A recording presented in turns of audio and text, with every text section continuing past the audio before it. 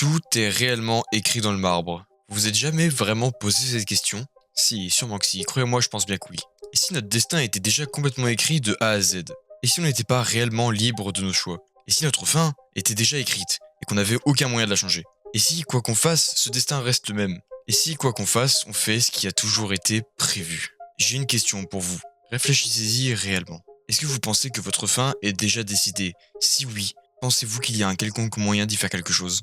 La plupart d'entre vous répondront que non, ils sont libres de leur choix, ils font ce qu'ils veulent, et s'ils veulent changer leur destin, ils le feront. D'autres ne répondront pas trop vite et écouteront ce que j'ai à dire pour potentiellement les faire changer d'avis. Laissez-moi vous expliquer, il y a franchement rien de compliqué. Ok, vous connaissez très certainement l'effet papillon. Oui, j'utilise un perroquet pour faire l'exemple, d'accord, on est dans Minecraft. J'en ai déjà parlé dans une vidéo où j'expliquais le paradoxe de la porte. Cet effet explique qu'une petite action comme tuer un papillon peut en engendrer une bien plus grosse derrière, comme engendrer une guerre mondiale par exemple.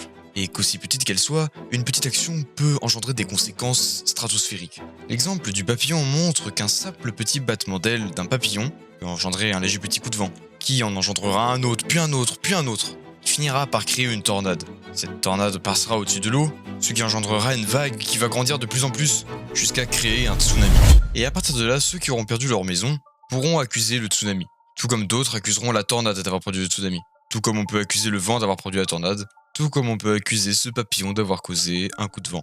Est-ce que vous voyez où je veux en venir? Ok, on est d'accord que vous êtes libre de vos actions. Vous pouvez affirmer avec certitude pouvoir faire les mouvements que vous voulez. Si vous voulez sauter, vous sautez. Si vous voulez courir, vous courez. Vous pouvez faire quasiment tout geste imaginable sans que rien vous en empêche réellement. Bien sûr, à la seule limite des règles comme fais pas sur ton lit s'il te plaît, mais entre autres, vous contrôlez votre corps et vos actions. Ok, là je pense que vous allez me demander c'est quoi le rapport avec votre destin déjà tout tracé. Bah, vous n'avez pas encore réuni assez d'éléments pour réellement comprendre pourquoi. Même si certains malins parmi vous ont déjà trouvé la solution. Regardez juste la scène que je viens d'expliquer précédemment, avec l'exemple du tourbillon qui crée un tsunami, etc. Le papillon engendre une tornade qui engendre un tsunami. Tout comme ce villageois peut pousser l'autre, ce qui va faire qu'il va tomber. Mais le villageois alors, il est libre de ses mouvements, oui ou non? Il a vraiment choisi de tomber? Peut-être qu'il n'a pas non plus choisi de se rattraper? Peut-être qu'il y peut rien? Quoi, vous comprenez toujours pas? Ok, regardez, je vais vous mettre une situation. Voilà, vous êtes en cours de maths, comme d'habitude. Vous avez la réponse, vous voulez lever la main, mais Gabriel, le gros nerd de la classe, lève la main avant vous. Le prof l'interroge, il donne la bonne réponse. Vous n'avez pas pu montrer que vous avez eu la bonne réponse au professeur. C'est frustrant. Mais c'est la faute de qui? Qui pouvez-vous accuser? On pense directement à accuser Gabriel, car s'il n'avait pas levé la main, vous auriez pu donner votre réponse. Mais Gabriel miskin, et qu'est-ce qu'il en sait? Lui, il veut juste paraître intelligent aux yeux du prof pour avoir des bonnes notes. D'ailleurs, le prof qui lui a enseigné ça, est-ce que vous pouvez pas dire que c'est sa faute du coup? Que s'il n'avait pas expliqué cette notion à Gabriel, Gabriel ne l'aurait pas su et Gabriel n'aurait pas levé la main. Mais le pauvre prof miskin, lui, qu'est-ce qu'il en sait? Il fait juste son job, il fait juste ce que son patron lui a demandé. Donc est-ce que ce serait pas la faute du patron?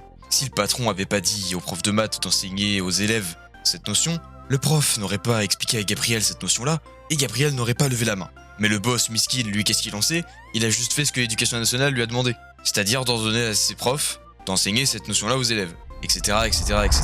Vous voyez maintenant, je pense, un petit peu mieux où je veux en venir, non? Non, toujours pas. Très bien. Ok, d'accord, c'est bon. Bon, ça va, au moins vous êtes abonnés. Il y a des gens, ils sont arrivés jusqu'ici dans la vidéo, ils sont toujours pas abonnés.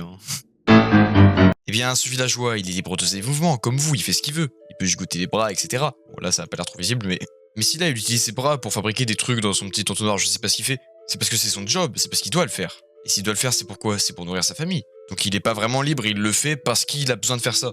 Parce qu'il doit le faire. Alors ce qui est écrit dans le marbre, c'est que Roger, il va se lever ce matin pour aller bosser. Il va rien faire d'autre.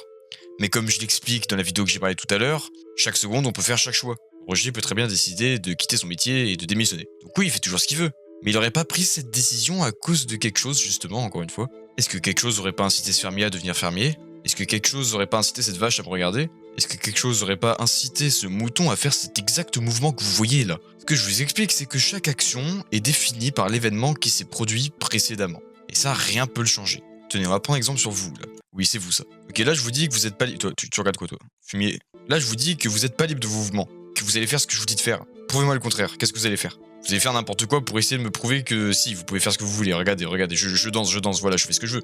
Mais en fait, vous venez de me donner raison parce que si vous avez fait ça, c'est parce que je vous ai dit que vous n'étiez pas libre de vos choix, sinon vous l'aurez pas fait. Donc là, vous me dites, ah bah si, merde, oui, bah regarde, bah tu vois, là, je fais ce qui est prévu, tu vois. Donc finalement, je fais pas ce que tu m'as dit de... Je fais pas ce que tu m'as inconsciemment dit de faire. Sauf que encore une fois, vous me donnez raison parce que là, vous venez de faire ça pour me donner tort. Vous faites quelque chose par rapport à ce que vous avez reçu comme information. Par exemple, ce villageois qui rigole là, vous croyez qu'il rigole pourquoi? Parce qu'il veut rigoler? Parce qu'il choisit de rigoler? Il rigole parce que son pote Alfred s'est pété le bras, qui lui-même s'est pété le bras en tombant En tombant à cause de qui? À cause de lui, là, ce fumier.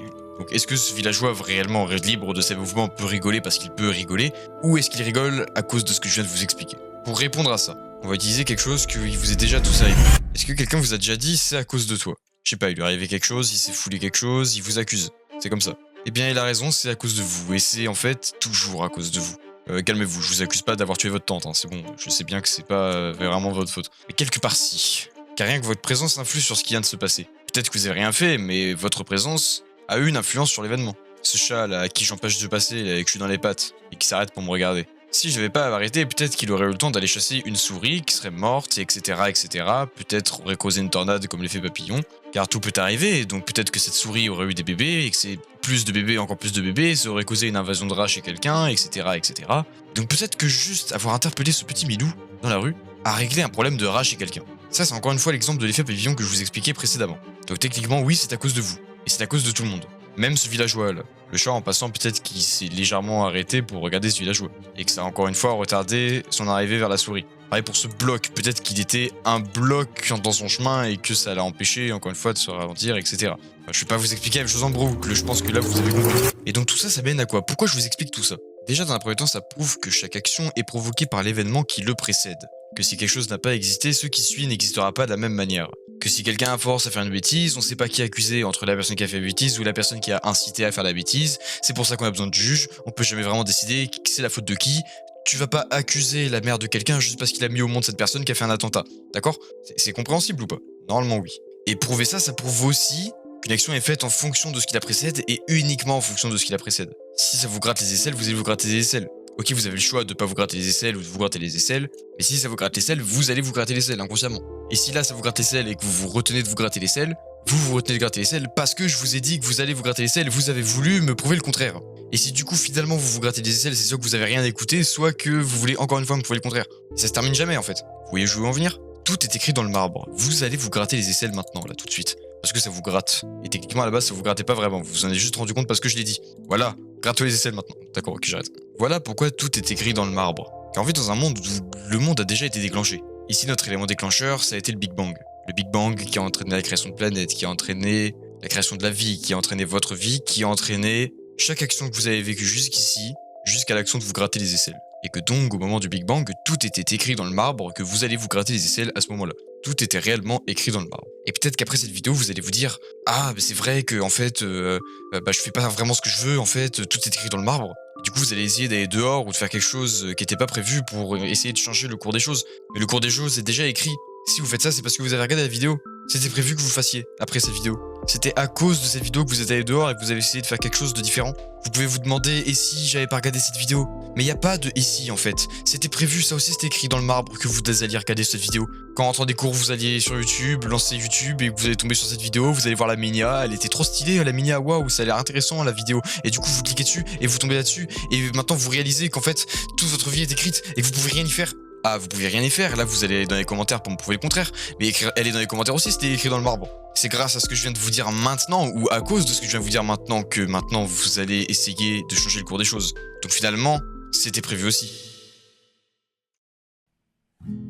Je comprends que ce soit difficile à avaler, mais plus vite vous l'aurez accepté, plus vite ça ira mieux. Dites-vous que vous pouvez vous poser là, comme ça, regarder dans le vide, et vous dire que ce que vous faites sur le moment, c'était pas prévu. Mais rappelez-vous d'une chose, c'est toujours prévu. C'est à cause ou grâce à ce que je viens de dire que vous allez vous mettre en question et regarder dans le vide pour vous poser des questions. Mais vous inquiétez pas, vous décidez quand même en quelque sorte de ce que vous allez faire. Hein, abandonnez pas tout et vous laissez pas faire pour autant, en croyant que tout va arriver, parce que peut-être que si vous faites n'importe quoi, ça veut dire que c'est ça qui a été prévu à la base. Dans tous les cas, vous allez faire ce qui est prévu, ce qui est écrit dans le marbre. Alors acceptez que certaines choses, on peut pas les changer. Donc quand vous avez une mauvaise note en maths, évitez de vous dire « Et si j'avais fait ça différemment ?» ou je sais pas quoi. Rappelez-vous que dans tous les cas, vous n'aurez pas pu faire autrement. Ça n'aurait pas pu être autrement. Si vous êtes tombé sur des questions que vous n'avez pas su répondre, c'est parce que le prof de maths l'a mis. Et si le prof de maths l'a mis, c'est parce que son boss lui a dit de le mettre. Et si le boss lui a dit de le mettre, c'est parce que l'éducation nationale lui a dit de le mettre. Et si l'éducation nationale a dit de le mettre, c'est parce qu'ils existent et qu'ils l'ont décidé. Et s'ils existent, c'est parce que leurs parents les ont mis au monde. Et si leurs parents les ont mis au monde, c'est parce que leurs ancêtres les ont mis au monde.